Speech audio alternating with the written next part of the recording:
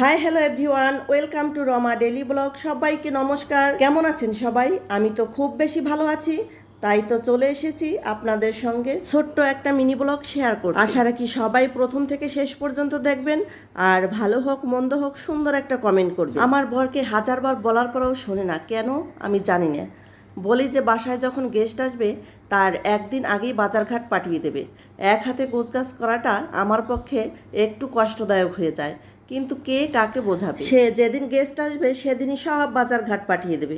এখানে দেখুন, কালো জিরে, জিরে, হলুদ, নুডলস, আদা, পেঁয়াজ, আলু, আর এনেছে বিস্কিট।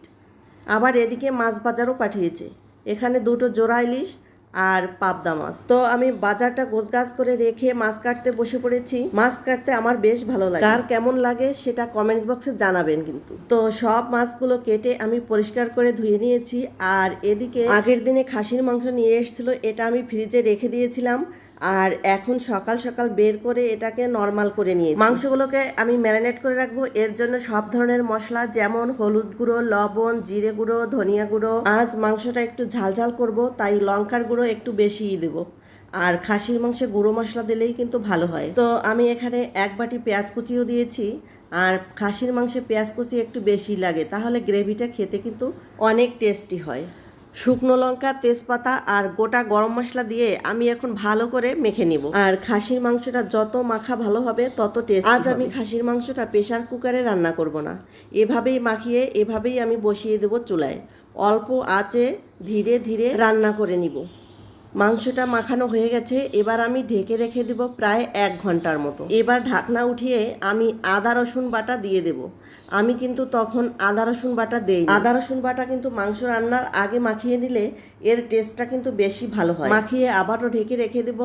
আর এদিকে আমি চুলায় আলুগুলো কষিয়ে নিচ্ছি। খাসির মাংসে আলু দেব, এজন্য একটু বড় বড় সাইজ করেই আমি কেটে নিয়েছি। এখন আমি এই আলুগুলো লাল লাল করে ভেজে তুলে নেব। আর ম্যারিনেট করা খাসির মাংস কিন্তু আমি অলরেডি চুলায় বসিয়ে দিয়েছি। এভাবেই আমি অল্প আঁচে মাংসটা সিদ্ধ করে নিব।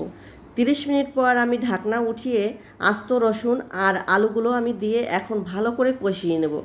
এই যে ঝোলটা বের হয়েছে এটা একদম শুকিয়ে নেব। মাংসটা কষা কষা হয়ে গেলেই আমি এর ভিতরে গরম জল দিয়ে দেব। মাংসগুলোকে আবারও আমি ঢেকে রেখে দেব। আর এভাবে আমি জাল করে নেব প্রায় 45 মিনিট।